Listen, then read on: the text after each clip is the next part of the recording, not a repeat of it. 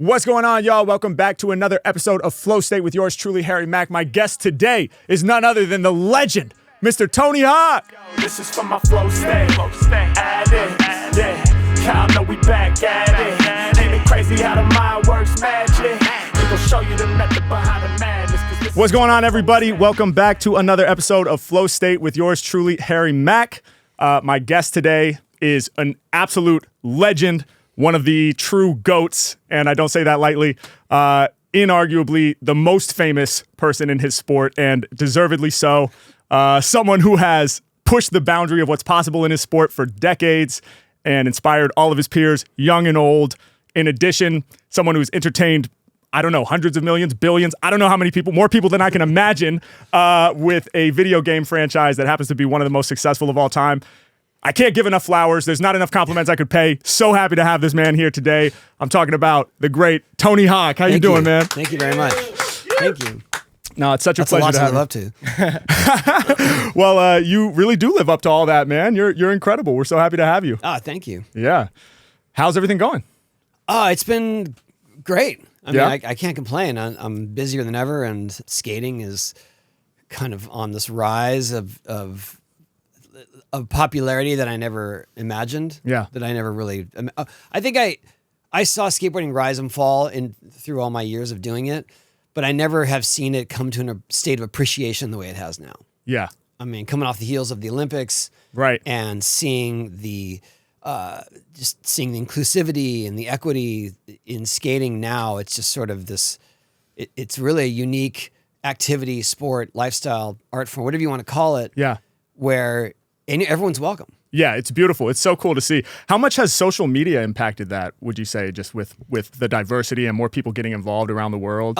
It definitely has helped with diversity. I think what it's helped with mostly is evening the opportunities, because people can make their way into skating, get a following, get popular, possibly make money at it. Right. And they don't have to live in California. They don't have to live in New York. Right. You don't have to be at the epicenter and chasing every trip or every shoot. If you really have something unique, Yeah. you can just do it on your own, and the speed of information. So in the past, when people were learning tricks and whatnot, it didn't come out in the magazines until 4 or 5 months later. Right. And by then, whoever they were, if we were learning new techniques, we already were onto a new one. Right.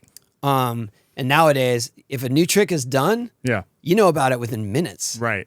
And so Wow. that just adds to the quick evolution of what we're doing, because now someone learns this trick and then someone in Europe is like, oh, that's possible now. Let me take it here. Yeah. Amazing. How often are you on a skateboard these days? Pretty much every day. Hell yeah. Yeah. I mean, in some form, I love to ride my ramp as Yeah. much as I can, and it's pretty close to my home. So I would say if I'm home on a regular week, I'm there at least 4 to 5 days out of the week. Awesome. Is a skateboard still a go-to mode of transportation for you? Like, do you skate around town at all? I don't really live in an area where you would be skating around town. Okay. But I do, for instance, if I'm going to LA or if I'm in New York or whatever, and I know parking's going to suck, then I just park far away and skate to the destination. I love Didn't have that. to do that here, for Yeah. the record. But especially like in Manhattan, Yeah. and just cruising, and through airports, but I don't really try to promote that too much because I can get busted. Oh yeah. So like you can skate, you get away with skating through airports sometimes?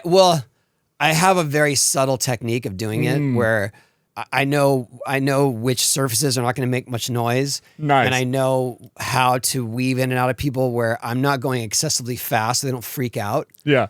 But I can basically make my way through. I would say the only time I've really hauled ass through an airport was on the way to Paris.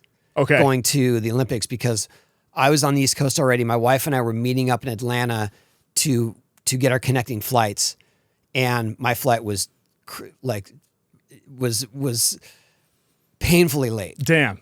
And I'm waiting at the door for it to open. Yeah. And then I was like bat out of hell skating all the way through the terminal. That's epic. And I got there when they were closing the door. Wow.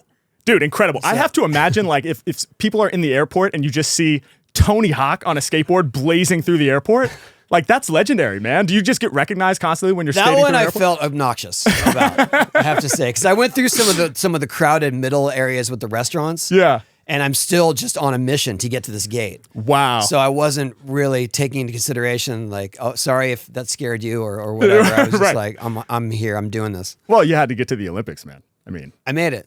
good. If anyone else was on my flight on that and was trying to connect to the other flight, they didn't make it. Oh, you're the only one. Yeah. Yeah. They would have had to have had a skateboard and like held onto your, held onto your hands or Absolutely, something. That's epic. So I want to take it back to the beginning a little bit. You started skating in the 70s, right?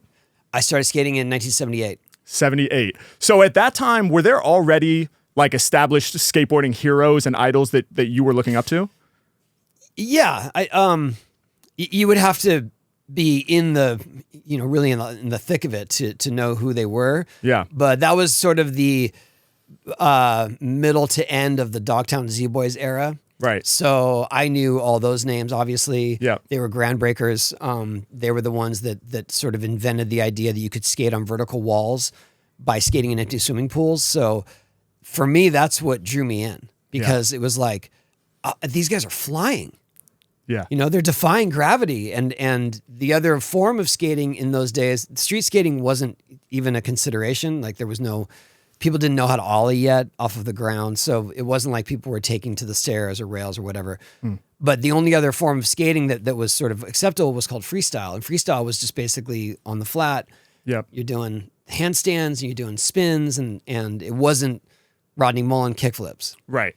So it's like, if I'm gonna be a skateboarder, I'm either this or this. I was like, this is cool. Yeah. You wanted to fly. Yeah, fly and grind and Hell then- yeah. And I think I was in denial of the fact that I would be getting hurt along the way doing the other one, but I accepted that.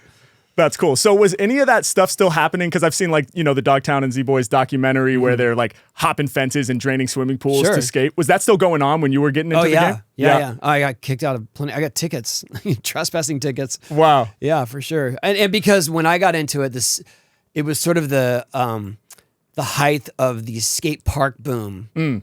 And when I say skate parks, it was more just a bunch of empty swimming pools, and they were private facilities. You had to pay to use them. Okay.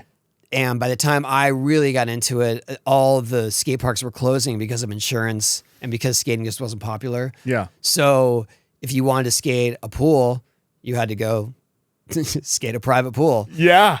Wow, dude. That must have been so exciting. Yeah, I mean, when I'm like 11 and 12 and worried about getting arrested, it didn't feel like I was a rebel. It just felt like, are we okay? Is this okay? Yeah. So I've heard you say that your style when you got started was kind of different from maybe the most popular style of skating at that time. Sure. You kind of went your own path with it, and maybe that created a little tension in the beginning where people didn't necessarily understand what you were throwing down. Can you talk a little bit about why you went your own way with it and how what you were doing was maybe different from what was popular at the time? Mostly because I was desperate, because I was so small that I couldn't figure out how to get in the air the way that I saw all of the big kids doing it. Right. And so I had to figure out a new technique, or I had to figure out my own technique to be able to launch into the air that didn't require my bulk. And so I learned how to ollie off of the lip of the pools and then grab onto my board midair. It was kind of like, wow. It was just more like that was the only way I could do it with my strength and my height.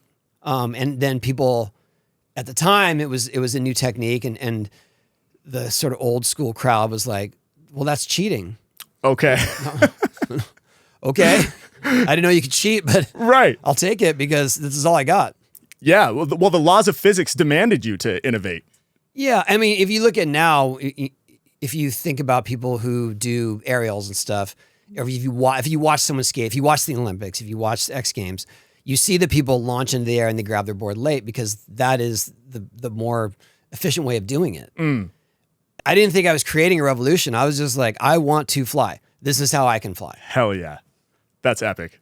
Okay, so you're skating in the 70s on into the 80s. You go pro when you're 14, right? Yeah. Yeah. And you continue winning competitions. You have all this success. You're actually able to buy a home when you're still in high school. Is that true? Yeah. How old were you when you bought that house? Yeah. Well, that's a big jump from the turning pro to the buying a house. But Right. basically when I was 14, I had reached the top of the amateur ranks, and I was filling out an entry form to the next competition. Competitions were very few and far between those days. Yeah. It was like $100 first place. What were the crowds like, by the way, at those competitions? Was it like high school There were just the gymnasiums? other skaters. Just other skaters? Yeah. How many people you think were there? It was more like there was a competition, so everyone's coming in for that competition. Okay. All the skaters. So the crowd was the people who were competing, but a lot of them were out of town. Okay. So that was like our gathering. You Yeah. know, it wasn't like some big event where you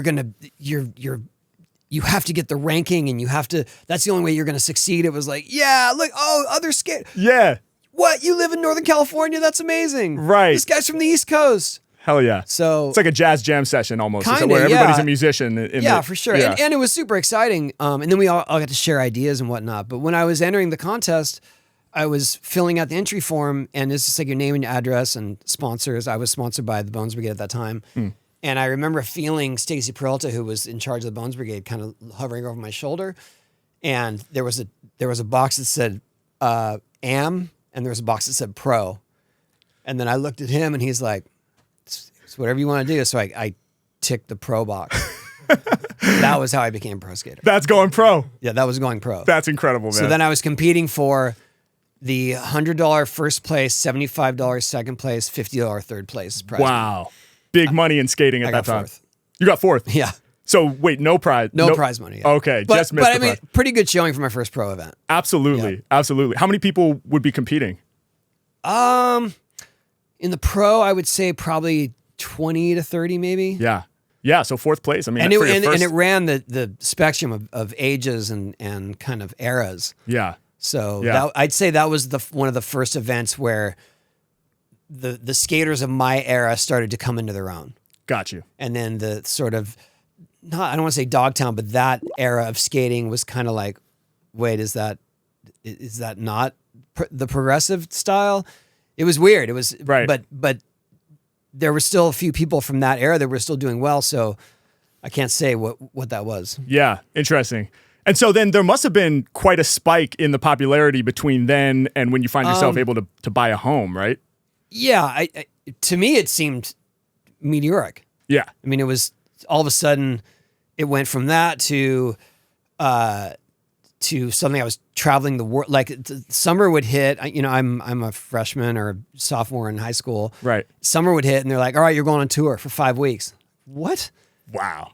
And everyone else is like the guy in charge is in his 20s. Yeah.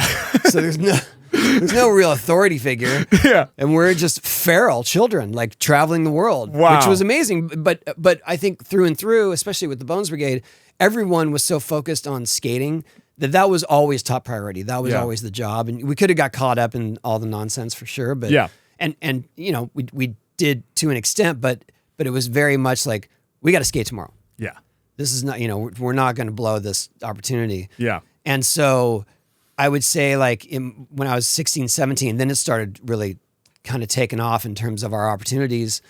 And we had signature skateboards back then. So the royalties were starting to bump up quite a bit each month. And then it was my dad who was very, he was a child of the Depression. So he's very concerned about my finances because he saw me making all this money, and I'm just like, woo, Sharper Image, new CD player, like trip to Hawaii, and he said, I really think you should try to invest your money because you're gonna have to pay taxes on it. I was like, taxes, and then so he heard about this new neighborhood that was being developed pretty close to their house, and he said, I think you could get in on the very first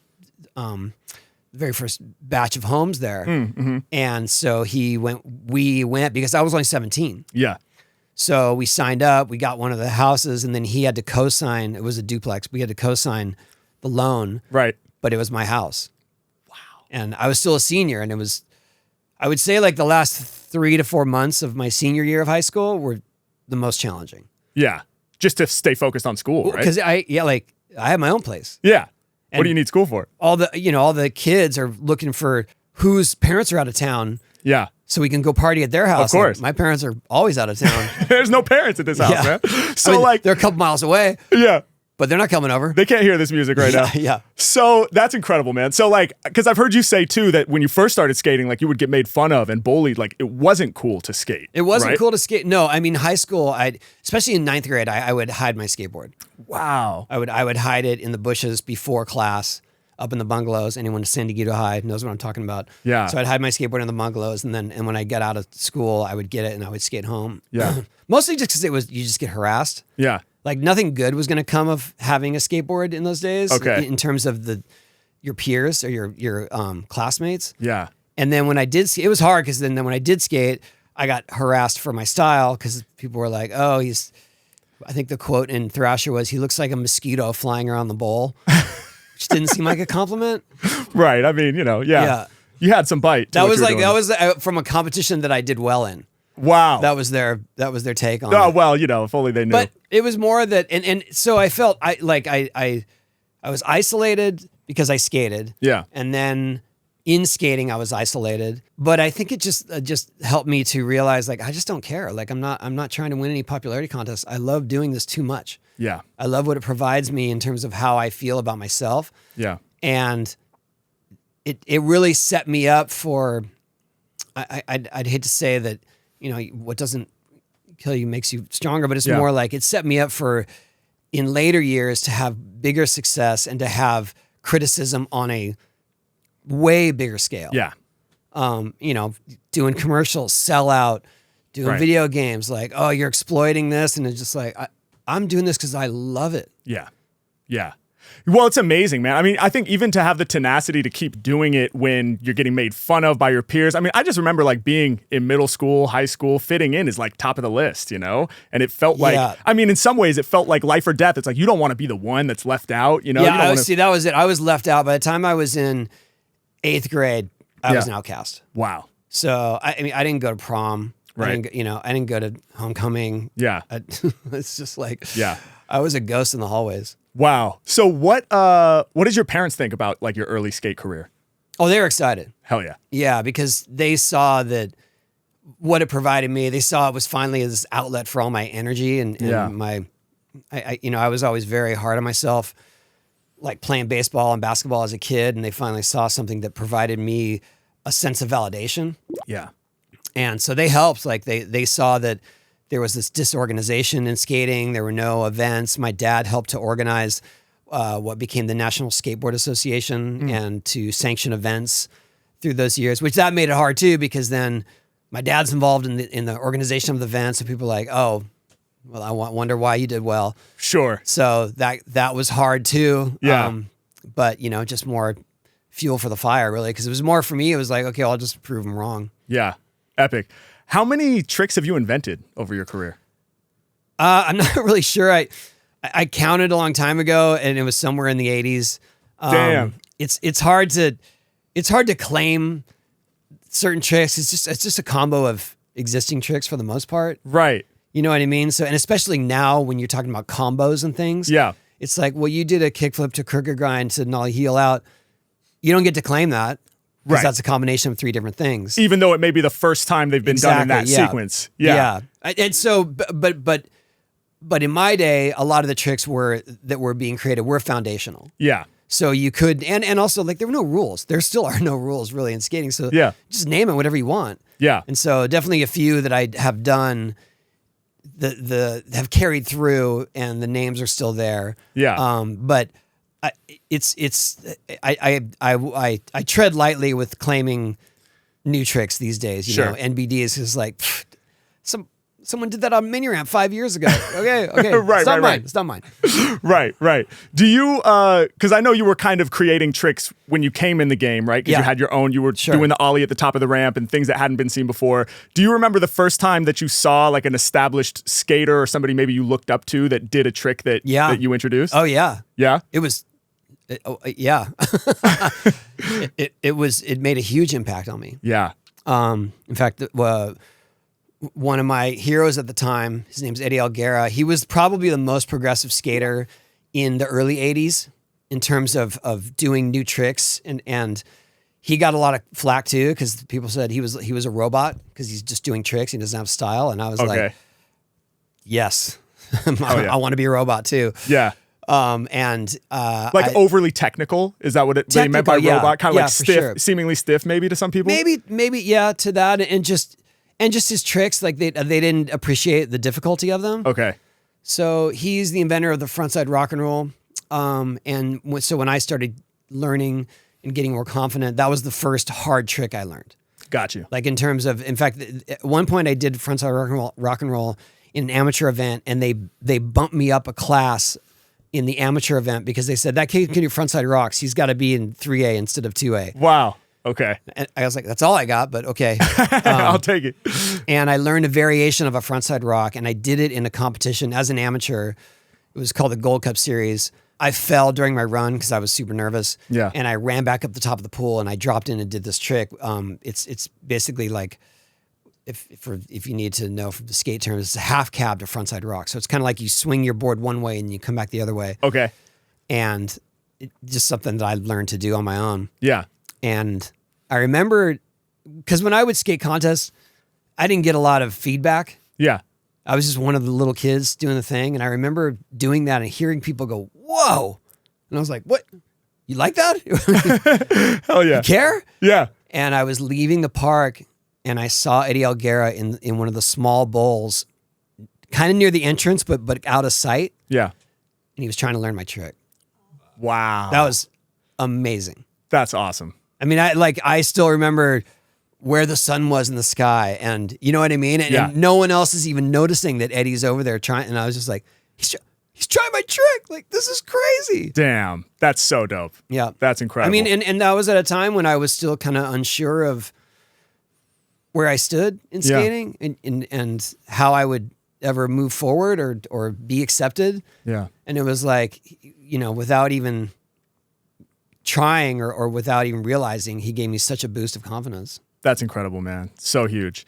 You mentioned a lot of new tricks that are created are kind of combinations of pre-existing tricks. Yeah.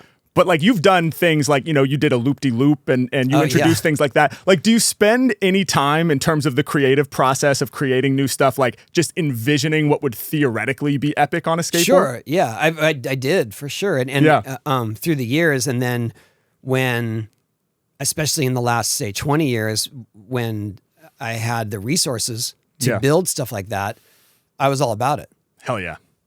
I mean, for instance, the first loop I ever built, Yeah. it was something that I pitched to my shoe sponsor, Airwalk, at the time. I said, hey, I think I could do this. And they're like, yeah, whatever.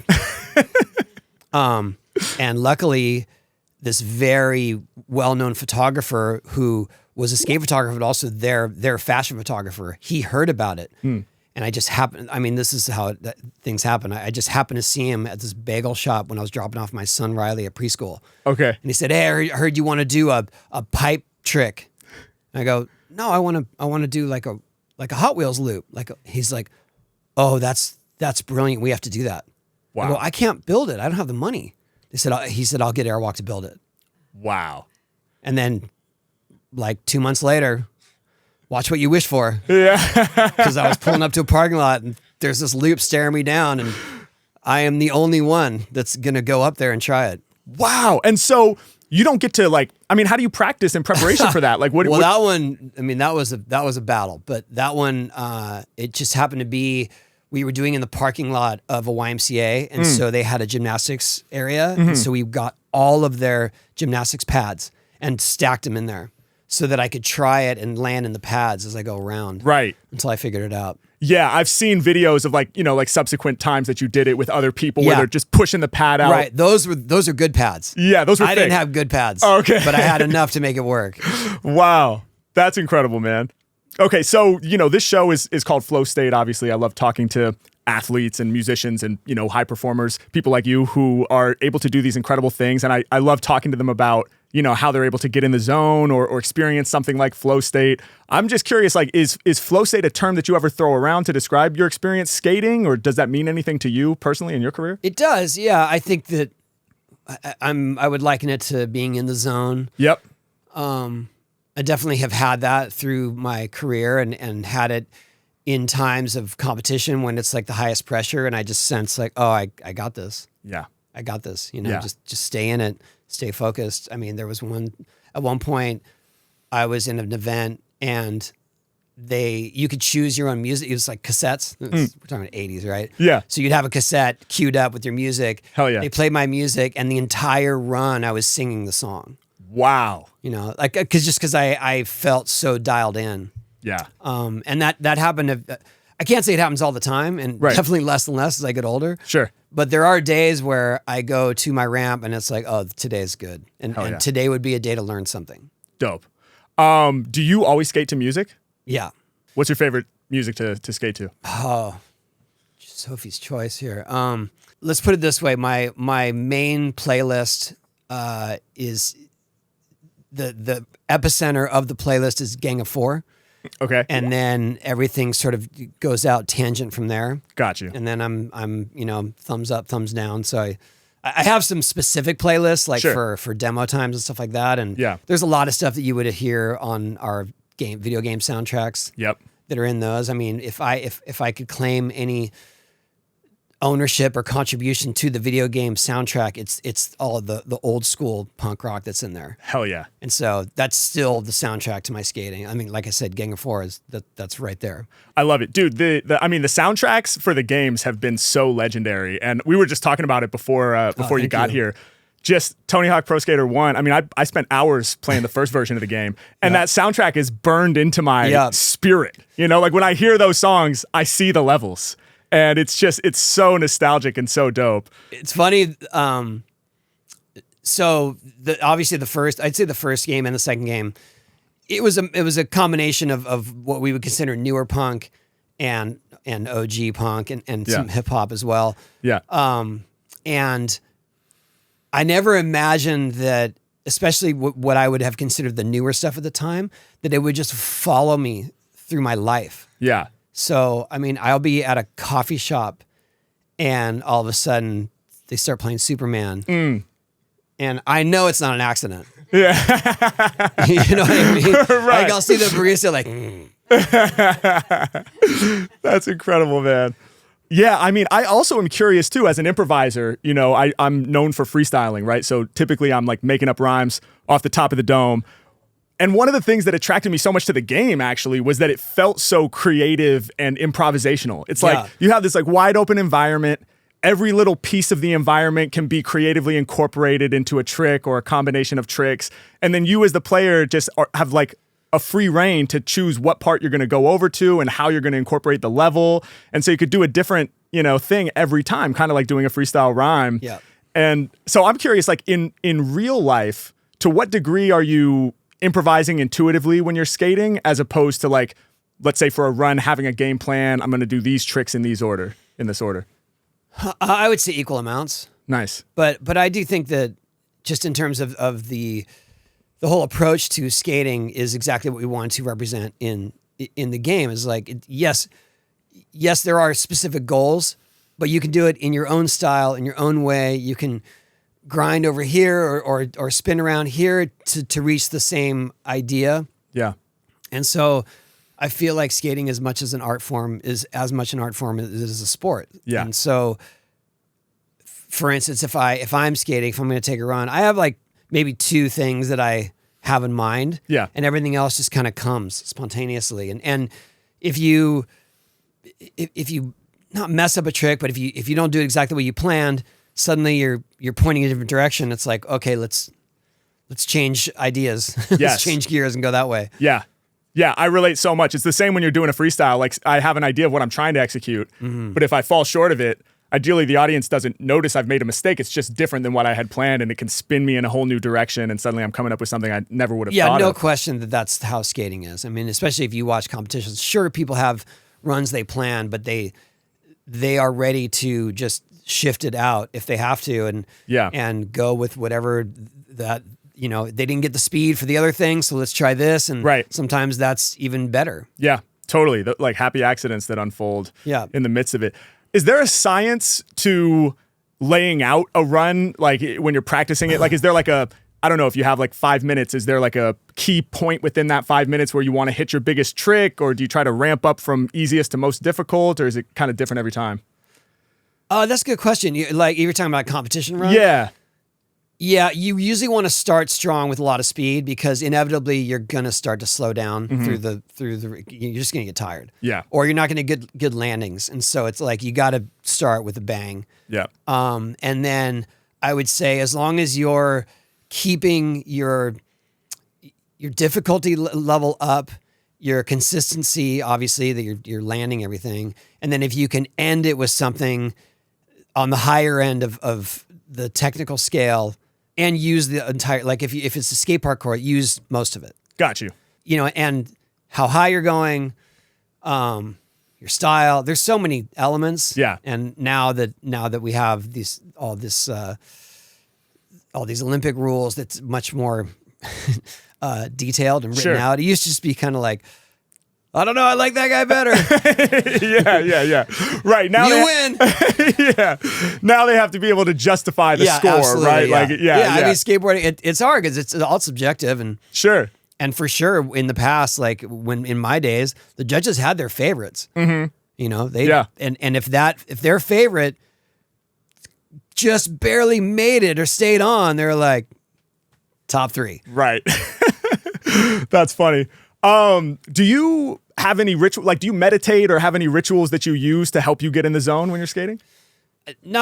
I don't really. I never did. I have rituals, I guess. Yeah. I like to do specific warm up routines, mostly because they're not that risky, and it gives me a sense of how the day is going to go, or if I'm going to need to push harder. Yeah. To get to that more flow state. So the only thing that I've changed in my routine in the last few years is now I really do. I actually do work out 3 times a week. I stretch before I skate. That was something I never did and was kind of against through the years because that represented jock mentality, team sports, like, and skateboarding was always the antithesis of that. So I was just like, no, I skate. I don't. Right. You know, I get to the ramp and I skate. Yeah. I'm not going to stretch. Yeah. No, I totally get that. Yeah, but I'm really old, so I need all the help I can get now. Well, it's the same for me. I mean, yeah, I'm a rapper. I'm not like a opera singer. I'm not classically trained, but I started to lose my voice when I was doing shows. And, you know, as a rapper, you don't learn to, you know, sing scales or do lip trills or anything like that. But now, absolutely, every time we're on tour, like I'm doing that shit every day to just so that I can keep the instrument. It's your job. Yeah. So, of course, you got to take it seriously. And as I definitely was taking my skating for granted, I would say, over the last 10 years or so. And then 2.5 years ago, I fucked around and found out. Yeah. I broke my leg. Yeah. Right. And it was a direct result of just being careless. Yeah. And thinking that I could still do what I used to do when I was 20 and 30. Yeah. And that was the wake-up call. When my recovery went pretty badly, and when I finally made it through the difficult part and got back to skating, it was like, oh, you have to take this way more serious. Yeah. How are you feeling these days? I'm good. I mean, you know, I've lost some techniques because of that trauma, but I can't complain. Like I'm 56. I still can justify being a pro skater, and I get to do this for a living. Like, to do my dream. Like, it's unreal. So I am super thankful. And if, you know, I got back to, I don't know, 75, 80% of what I was, that's a dream. It's inspiring, man. Seriously. It's so cool to see. Oh, thank you. I've been rewatching the clip of you first landing the 900 at the 99X games. It's such an epic moment, man. Every time I watch it, it really is hair raising. It's like, it's so awesome to see you do that. I have to ask, like, what was it like after you, like, what was it like the next morning when you wake up after doing this trick that you've been trying on and off for a decade, right? Nobody's ever done it before. You finally do it. How'd you feel the next day when you woke up? I was content. Yeah. I was relieved. Yeah. I was sore. But I was really just more like, oh, I'm so glad I got that done. I had no idea that it would resonate, that anyone saw it beyond the sort of core X Games viewers or even my peers. I mean, honestly, I knew that I had gone beyond the expired time for the competition. That was obvious. And that didn't matter to me. I didn't think that they were going to air it because I knew how those contests work. They run it during whatever slot they have for the airtime. Yeah. And this only goes 20 minutes, and then we're on to, you know, the new episode of Scrubs. Like that's it. Yeah. And then I didn't know that they had just extended the broadcast and they kept it going in real time. So then when you asked me out the next morning, I was like, that was amazing. I did 900, but you know, it was after time, didn't really count. Like, yeah, it's just something I wanted to do for a long time. I mean, by comparison, when I did the first 720, it was in 1985. It was on a ramp on the outskirts of Stockholm, Sweden. Okay. And there were 2 people watching me. Wow. It didn't matter at all. Right. You know what I mean? It mattered to me. Of course. I thought it was cool. I did 2 spins in the air. Yeah. Hell yeah. Yeah. So to have it be 14 years later, it's just an extra half spin. Who cares? That was my initial thought. Yeah. You know? Wow. And then I didn't realize, I guess I didn't realize what a big deal it was in terms of viewers and such until I left the hotel that morning and went back to the venue, to the X Games, because the X Games are still happening. The street event was happening the next day. Okay. And then people just kept approaching me. Damn. I was like, what is going on? This is, and then I would go to the airport and people were like, dude, 900. I was like, how do you even know what a 900 is? Right. You know, it was a strange tipping point. Yeah.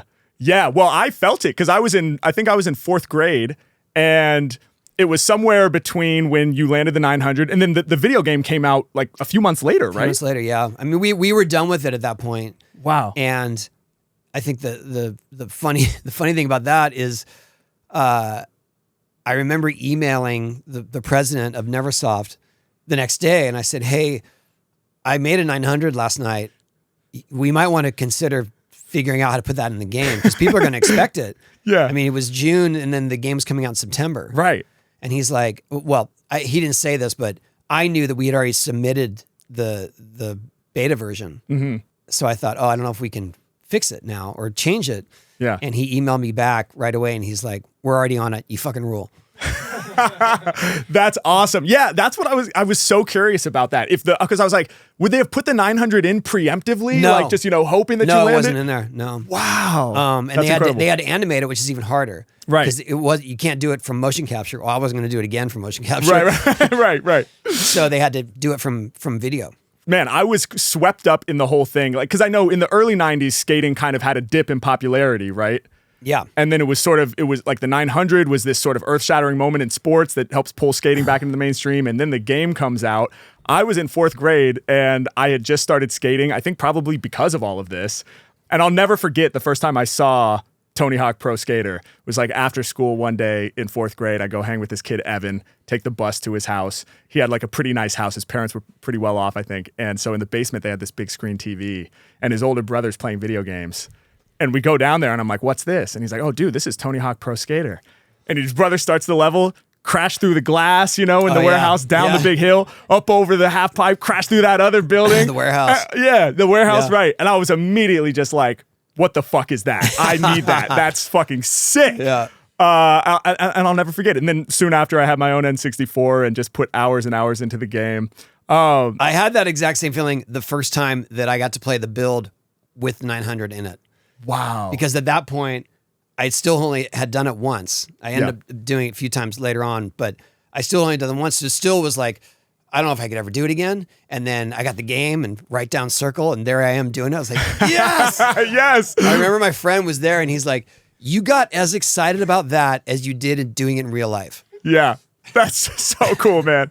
That's incredible. So for me, like, the thing that was so addictive, the most addictive part of the game was doing the big combos, Yeah. I'm sure that's true for a lot of people, where, you go into a grind and you hop in and out of the grind and do as many tricks as you can, and this font gets smaller and smaller and starts stacking up. And forgive my ignorance, to what extent, obviously it's vastly exaggerated in the game, right? The trick combinations you can do. But to what extent is it actually possible to hop in and out of a grind and do a trick and continue grinding? Like, It's possible. Yeah. Yeah. I mean, I honestly, the way I have seen skateboarding evolve since then, I've seen it evolve in a trajectory where it's like people played the game and they're like, this can be done in real life. Wow. And then they started doing this in real life. I mean, if you watch just more recent events, the trick combinations and stuff, it's like no one thought that was possible 20 years ago. Wow. And there are, I'm not saying it's solely because of the game, but there's definitely a generation of skaters, of pro skaters now, that grew up playing that game and thought it was based in reality in terms of the combos. And so, yeah, they're doing it. I mean, you watch someone like Andy Anderson skate a bench. Yeah. You know, it's just a combo of grinds, and then he front foot impossible out, and it's like, we never imagined that was going to be real. Yeah. Wild. I would say the vert stuff. If you're really into the game, you know what I'm talking about. But if you want to go grind to manual, that's not happening in real life. Yeah. Okay. If you want to go like, if you want to do an air and you want to do revert to manual, Yeah. you can't really do that. Got you. Okay. I have yet to see someone do that. And Sure. also, that's not really a combo. Right. But that's the way you keep a combo going on a quarter pipe in the game. In the game, yeah. Well, I mean, it makes the gameplay so fun, you know. So I mean, Yeah. you gotta defy physics sometimes, right? Oh, yeah, I mean, that was part of the fun. Yeah. Hell yeah. To make these fantastical tricks possible. Absolutely. Oh, it's so fun. So I'm from Portland, Oregon originally. And so the Burnside skate park was featured in the first game. Yeah.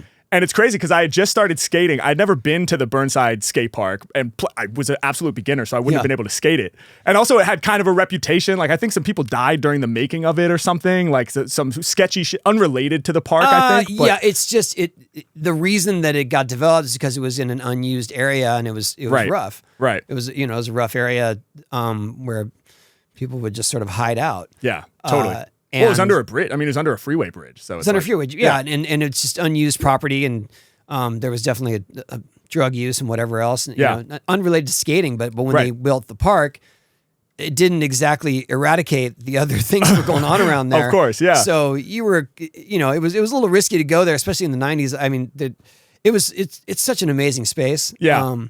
And I've got to see it evolve over the years. So I have videos of me in it when there was no back wall. Oh, wow. You mean no that big tall wall that there goes was a tall wall, but there's no side wall. Oh, okay. Yeah. I mean, that's how long it's been around. Yeah. I felt like if we're going to make a video game, we got to make real spots. Yeah. And Burnside was legendary. Yeah. Well, it was like, I mean, because I played it in the video game before, and then of course afterwards we're begging our parents, take us to Burnside, to Burnside, So we then got to go see it and just stand on the side and watch these skaters skating the park. But it was like a transcendental experience for me, man. In fourth grade, it's like, this is the shit in the game. You know, I felt like I was breaking the fourth wall of reality or something. My son, let's see, when American Wasteland came out, that would have been like 2006 maybe. So he was about 6 years old. Yeah. And he made me take him to the Santa Monica Pier because it was in the game. Yeah. Like, it wasn't like, let's go to the Santa Monica Pier. We live in San Diego. So I drove him to Santa Monica Pier, and then he's pointing out all the challenges that he did in the game. I go, this is the craziest experience. It's wild. And man. there were a couple of sculptures that I never noticed. I mean, I've been to Santa Monica plenty of times. I never noticed. He's like, oh, there's that sculpture right there. I was like, how do you... what? Now you're a tour guide. Right. Hilarious. No, man, it was so fun. And we talked about the soundtracks being so amazing. And you're actually from a musical family a little bit, right? Yeah. My sister was a professional singer for Michael Bolton, Righteous Brothers, Pet Shop Boys, John Denver. Wow. And then my dad used to sell musical instruments. I think he kind of started doing that because of my sister's interests, because he was retired from the Navy. Right. And then I started playing violin when I was about 9, and my music teacher, after my first year, told me I had to choose between skating and violin. Wow. Because I was gone on weekends at skate events. Yeah. And he wanted to do school concerts on weekends, and he's like, you can't do both. And I remember thinking, oh, I guess I have to choose, but now I regret that he made me quit. Yeah. Yeah. Wow, you would have kept... Yeah. I mean, poor me. I can't play violin anymore. I'm Tony Hawk, dude, and that's so funny. Violin was my first instrument. I started when I was 7, played till I was maybe about 14. But I actually went the opposite direction of you, because, see, I started playing drums in 5th grade, and I had then been skating for maybe a year and a half. Wasn't very good. Was starting to get better on drums. And then it's a funny story. We had a family reunion in Oregon, where I'm from, and there happened to be a little skate park next to where the reunion was happening. So I brought my skateboard, and I tried to, it wasn't even hard what I tried to do. I tried to drop in on like a little mini ramp, and I didn't commit to pushing my weight forward because I was scared to do it. You sat back on your ankle. Yeah, broke my leg. Yep. And it was my right leg. So I'm in 5th grade with a broken leg, and I had just started learning like grooves on the drum set. Regular footed. And I couldn't play the bass drum for 6 weeks. And I was so bummed out because I was making a lot of progress on drums. As much as I love skating, at that moment, I decided to give up skating and go full force into music. I mean, that's a better version of making that choice because it came from within. Yes. Mine just came from some curmudgeon, music teacher that was like, you cannot do both. Yeah. How along had you gotten on the violin? Like, could you produce a nice sound out of the? Yeah, I think I was doing well enough that that's what he wanted from me. He wanted me to go because there were only 2 violin players in all of the school. Yeah. And then this poor kid, he got left out to dry. So damn. I remember him thinking like, "You're gonna quit?" I was like, "He said I can't. I want to keep skating." Yeah. Because I would come to school and I'd have ace wraps on my elbow and I'd be playing. They're just like, "Get this guy out of here." I think you made the right choice, man, for sure. Yep. Violin's a hard instrument, though. It's hard. It's a big barrier. Well, it's kind of. I was thinking about it when I was learning that you play the violin, because in some ways it might be similar to skating in that there's kind of a high barrier to entry, right? Like the violin, it's so hard just to produce a decent sound. Right. First time you take the bow across the string, it sounds shrill and it sounds horrible. Piano, you can walk up and press the key and it more or less sounds like a piano. But I remember spending like a year just trying to get a good sound out of the violin.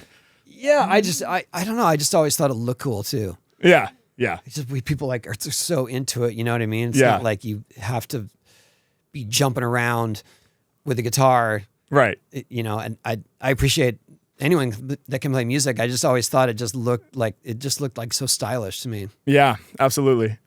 So you've had this long, incredible career. You're still going strong. You're still skating almost every day. Do you ever think about what it would look like at some point to have to slow down or dare I say stop skating? Like, does that even cross your mind these days or not even? I think that I've become autonomous in terms of what I choose to do and how focused it is on skating. So I've kind of learned to temper that a bit because it used to just be like, no, whatever I'm doing, it's skating. That's the priority and that's what's happening. And so I would say in more recent years, especially after my injury, I skate just as much, but I don't focus on it as much. And I'm not upset. Like it used to consume me. Yeah. I would go try to learn a trick, go to my ramp, for a couple hours, and then come home and I was in a bad mood or I was feeling just not effective and my wife was like, you can't do a trick. Like, right. And I've learned to really refocus and not let that stuff bother me like it used to. Yeah. And so now if you're asking me if I am able to stand on my own 2 feet, I'm happy to stand on a skateboard. Yeah. I may not be doing it on camera. Sure. I may not be doing it for social media. Sure. But you can count on me riding my skateboard for sure. Hell yeah. Love that. And your son is a professional skater as well, right? My oldest son, yeah. Yeah. All my kids skate. We have 5 boys between us, and my daughter is the youngest. But all the kids skate. They're all good. Like literally, I'm not saying that because I'm biased. Like they're all good skaters. That's dope. My oldest son just happens to be an exceptional skater. Yeah. Yeah. And so how do you, work with him, I guess, in terms of there's got to be a lot of pressure, right? How do I work with him? I asked him to teach me tricks. That's how I work with him. Hell yeah. That's amazing. That's amazing. Yeah, well, I mean, it's so crazy how far it's come, right? In these new generations. Yeah. I saw a video of you pulling up on people in the car and yelling out, do a kickflip. Yeah. And there's this one point where you pull up on 3 kids who look like they're maybe like 12 or 13. Like they look like middle schoolers. And you yell, do a kickflip. And they all 3 do it. It's unreal. And just boom, boom, boom. Yeah. And you saw the first kickflip ever, right? From Rodney Mullen. Like you saw the debut of the kickflip. Yeah, well, when he did it, so the way that people used to do kickflips is that you would hook your toe underneath the rail of your board and literally pull it up.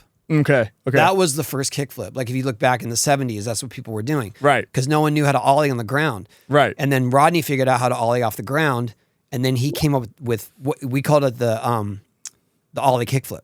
Okay. Because so it was like a combo. It was thought of as a combo. But when he did it, no one figured out how he could have flipped it, so they called it the magic flip. And I remember him coming, and we're like, "What? How did did you will it to flip? Like how we could not understand that he slid his foot across it and made it happen. Wow. Yeah, I mean, when I was growing up, even in the years prior, the years after that, there were maybe 5 people that could do it. Wow. You know, that figured it out. I remember like going in my driveway with a small board, thinking that was going to be an advantage. Yeah. And trying it for days on end until I finally barely landed one. So to drive around and yell at random kids, do a kickflip, and they all can do it, it just seems unreal to me. Yeah. That's insane. Yeah, and then to have your son and your kids pushing the art form forward and pushing the sport forward, and to be able to learn from them is. Let's put it this way. Beautiful. Nowadays, I could I've done this before.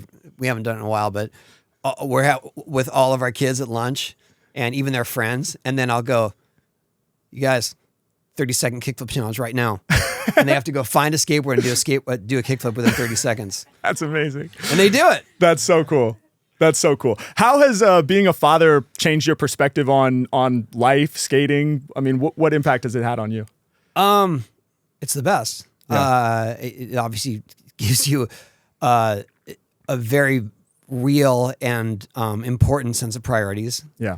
And it's fascinating to see them all blossom in their own ways. Mm-hmm. You know, nurture versus nature, it's both. Yeah. Because we've raised several children and they're all so different. Yeah. But they're all good people, and I think what makes you most proud, and yeah, I travel a lot, so you know, I can't say I was there every step of the way, but I've definitely tried to make up for that. And when you see them do something good or just make a good choice or help someone, that's the best. Like, Yeah. because you feel like you had a part in that. Yeah. You know, Beautiful. and I don't mean that it's like narcissistic, that you're just self-serving. It's just more like, look at them. Like they're, Yeah. I think that my wife and I, we've had a couple of fam vacations recently, and they're all grown up, right? Yeah. My daughter's 16, but everyone else is adults. Right. And we're having dinner, and they're with their, you know, their wife or significant others, and like, look, we did it. Yeah. This is crazy. Yeah. You know, that those are the moments where that we savor now. Yeah. They're just like, oh man, we're stuck on a fam vacation. Right.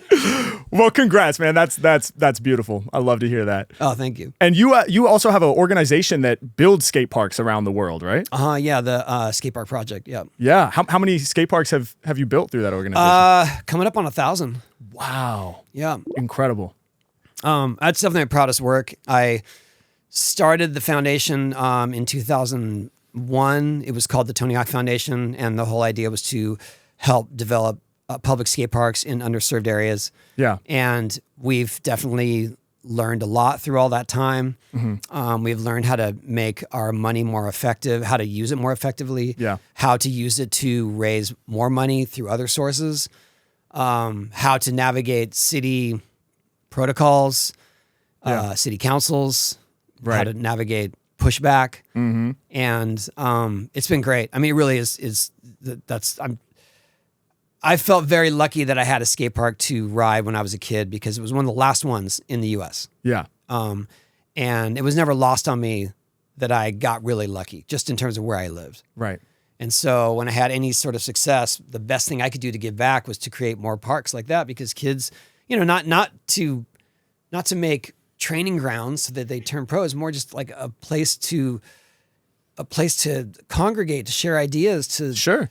to get together and to feel looked after. Because Yeah. so many kids, especially in the early 2000s, they chose to skate and there's nowhere to go. Yeah. And the city was like, get the hell off the street. And like, where can I go? Right.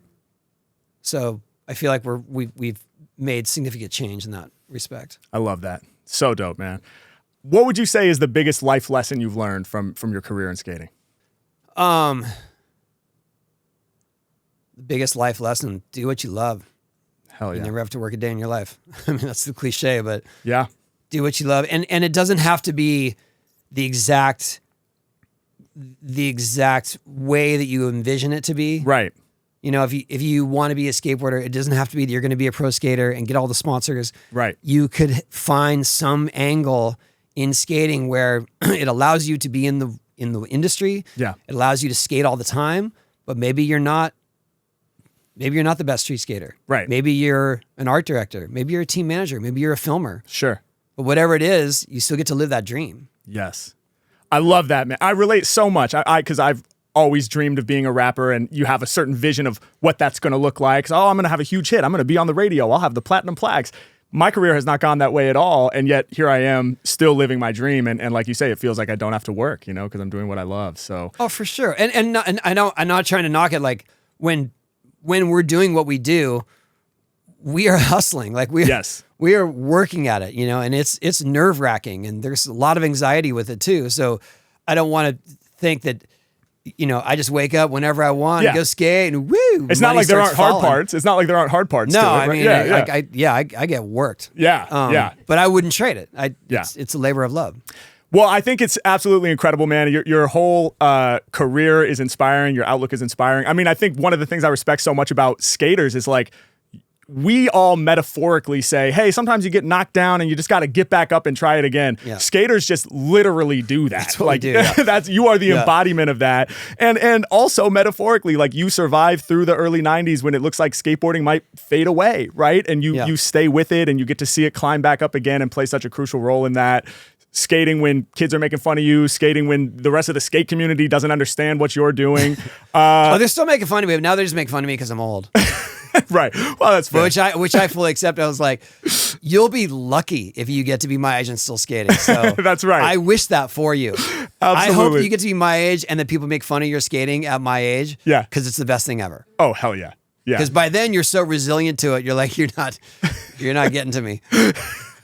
Absolutely. Well, dude, it's so dope. Thank you so much for taking the time out and being on my show. I always close this out with a freestyle. Okay. So I'm going to improvise a rhyme. Okay. And I want to summarize some of the things we talked about. Also, if you wanted to throw me a few words to incorporate, that would be cool too. Huh. That's a lot of pressure. I'm putting you on the spot. No pressure. All right. Well, I would say we have a connection with THPS/Burnside. Yes. Okay. So Burnside. Burnside. We'll get Burnside in there. Yep. PlayStation. Ollie is the foundation to all skate tricks. Yes. Yeah. Ollie. What else? What is the other crossover? We both hustle. Yes. Hustle. Beautiful. So we got Burnside, we got PlayStation. Yeah. We got Ollie. Yeah. And we got Hustle. Yeah. And we get hurt. Yeah. Yeah. You get hurt more than I get hurt. Yeah. Well. But maybe emotionally and physically. There you go. I've been emotionally hurt for sure. Cool. I'm gonna pull a beat up. Do you mind throwing the headphones on so we can be in this together? Wait, together? What do you mean together? Yeah, you'll be doing the first verse, and then when you're done, just throw it to me. All right, let me pull my beat up here. Okay, let's see. Here we go. All right, we got, just to make sure, don't remind me unless I ask because I got to hold them up here. This is the skill here. We're going to go with Burnside, PlayStation, Ollie, Hustle, and Hurt.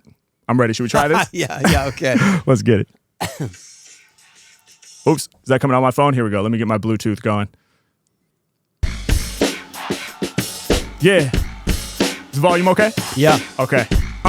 Yeah. Come on, yeah. Off top with these poems I rock in the presence of the legendary Tony Hawk. Give y'all something to run with. My flows is thunderous. Elevate the sport like line in the 900. 2.5 rotations, my flow's blazing. I do it right now with no procrastination. Wish it into existence with my imagination. All real, all facts, no fabrication. Yeah, every single lyric that I churn live. I do tricks like I'm all out there at Burnside. Matter of fact, my skills bout to evolve. I stand tall, I'm something like that Burnside wall. Yeah, check the way I do it, I'm the dopest of guys. And like the bull at Burnside, better open your eyes. Yeah, H-Mack, I'm in it, hit the wall with the graffiti. I feel like the whole game needs me. Turn it up another level, now we got everybody hearing it. To see it in real life, transcendental experience. I couldn't believe it, like Mack spitting the flames. Like this is really the level from the video game? Wish I would've known, I would've visited sooner. I recognize the landmarks taking y'all on a tour. When I come right off the top of this, I'm making it known. Cause H-Mack is really entering entering the craziest zone. Man, these dope instrumentals are the one that Mack stays lacing. I'm in control, kinda like we on the PlayStation. Y'all know they couldn't do it like this. PlayStation had full audio quality pressed to the disc. But listen, I'm about to spit it sick for sure. Mine was more compressed, I was on the 64. Yeah, when it comes to rhymes, dog, I bust the hardest. The game's not working. Dusty cartridge, gotta blow it off, put it back and turn it on again. Every time I spit, they know that Harry Mack is gonna win. 64 controller and I'm about to hit the half pipe. Lyrics I provide to the fans, they be mad hype. Feeling like I'm at the warehouse. Y'all know that the Mack be staying on this rare route. And I be bringing passion when I rap, never clashing with the track. At the beginning of the level, I'm crashing through the glass, yeah. Peep the way we maneuver, I bring the combination. We taking over the game, so peep the domination. Get ready for the movement, we improving. When it comes to lyricism, y'all know I got people grooving. We here right now, and I know the show will go great. Mack and Tony Hawk live up on Flow State. It's a blessing to be in the presence. We turn it to 11 with a certified legend. Yeah, if you want the truth, y'all should go and call me. All these lyrics are real, they never faulty. Hate to see the way that I'm rhyming, they feeling salty. All of my techniques are foundational like the Ollie. Yeah, y'all know I be popping off the ground. When it come to lyrics, I'm the hottest with the sound. Yo, I'm about to spit some drastic shit. I'm blowing people's minds, something like a magic flip. How's he doing that? Check out the tricks that the squad be pulling, innovating, word to Rodney Mullen. Yeah, every time I rhyme, I'ma blow your mind. Keep an open mind, cause the flow's divine. If they not ready, then they sure to be in trouble. We work at what we love, but we still gotta hustle. Yeah, I put time in just on slaying this mic. Do what you love, you'll never work a day in your life. But believe there are struggles, there are ups and downs. You gotta stay committed to it, can't fuck around. Like Tony Hawk by the crib when he was still 18. And back then he was blowing up on the skate scene. Early 90s come around, it takes a little dip. But even through this, didn't let the skill slip. Before you know it, hey yo, the 900s landed. The video game drops, y'all can't understand it. Expansive, blowing up across the whole planet. And where we taking it to this day is gigantic. Much love to you, my dog, for coming through with big shit. Now we got skaters winning medals in Olympics. Proper combinations like they seen in the game. Off the top of the mental, believe in the flames. We keeping it moving, keeping it grooving, going in deep. But when I be spitting, I'm bringing the ether. Y'all know I'm hitting them harder. I be refusing the bar. The lyrics are smarter when I get loose. Check out the vibe that Harry produced. Y'all know I can't do with the juice. Every time that I'm spitting, off of the dome never written. And we got everyone flipping. I just follow my own intuition. Improvising like I'm in the skateboard park.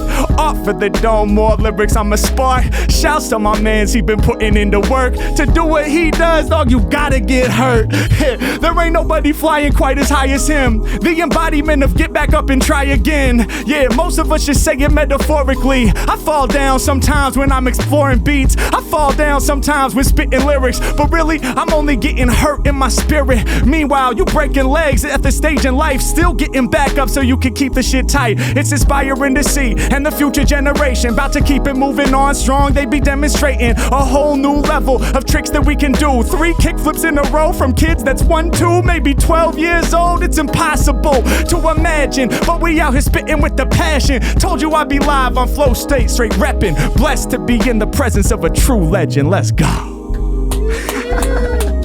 Holy shit. Are you sure people weren't feeding you that in the headphones? Shh, don't tell them my secrets, man. That was amazing. Oh, thank you for that. I'm honored. That was incredible. Oh, thank you, Tony. Wow. Thank you, man. I get why you call it Flow State now. Hell yeah. Wow. Oh, man. Thank you so much, Tony.